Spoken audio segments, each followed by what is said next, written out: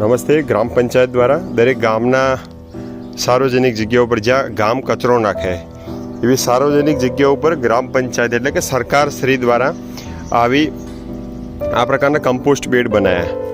એક સમજવા જેવી વસ્તુ એ છે કે મોટાભાગે લોકો આળસવશ પોતાના ઘરનો કચરો સાથે સાથે પ્લાસ્ટિક પણ નાખી દે આમાં. એટલે પ્લાસ્ટિક ભરવાની કમ્પોસ્ટ બેડ નથી.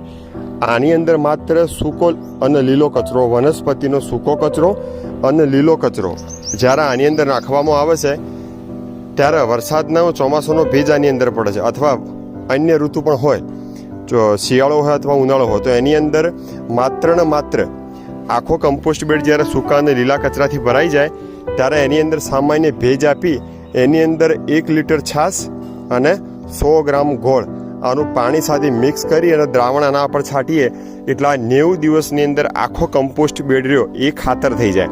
એટલે કે સૂકા અને લીલા કચરામાંથી તમને દુનિયાનું સારામાં સારું કમ્પોસ્ટ બેડ ખાતર મળે છે.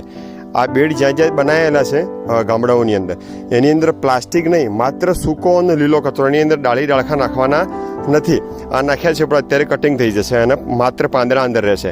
એટલે સૂકો અને લીલા પાંદડા જો આની અંદર નાખવામાં આવે અને સામાન્ય ભેજ આપી, એક જ વાર ભેજ આપવાનો છે, સામાન્ય ભેજ આપી એની અંદર છાશ અને ગોળનું પાણી છાંટી દેવામાં આવે તો 90 દિવસની અંદર આખો કમ્પોસ્ટ બેડ રહ્યો એ સારામાં સારું ઓર્ગેનિક કાર્બન અથવા ફર્ટિલાઇઝર બની જાય છે.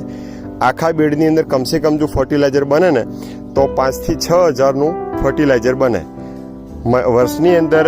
આની અંદર દરેક ગ્રામ પંચાયત સારી રીતે યોજનાથી સૂકો અને લીલો કચરો નાખી અને કમ્પોસ્ટ બનાવવાની પદ્ધતિથી જો ફર્ટિલાઇઝર બનાવે તો ખરીદનાર વ્યક્તિ જાતે આમાંથી ખાતર લઈ જઈ અને પોતાના ખેતરમાં નાખી શકે છે.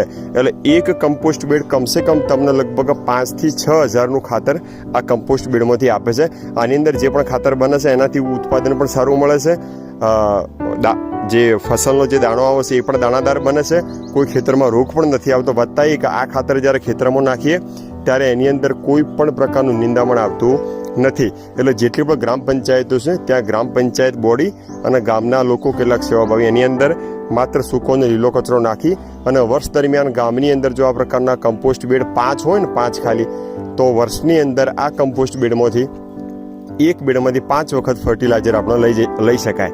તો આવા 5 હોય ને કમ્પોસ્ટ બેડ તો ગ્રામ પંચાયત દર વર્ષે કમસે કમ 30 થી 40 હજારની ઇન્કમ આની અંદરથી મળતી હોય છે. તો એનાથી અન્ય સેવાના કામો થઈ શકે. તો કુલ મળી આની અંદર કોઈ પ્લાસ્ટિક ના નાખે. જેટલા પણ ગામના લોકો આ વિડીયો સાંભળે છે એ લોકો આની અંદર સૂકો અને લીલો કચરો નાખે, માટી પણ ના નાખે, માત્ર સૂકો અને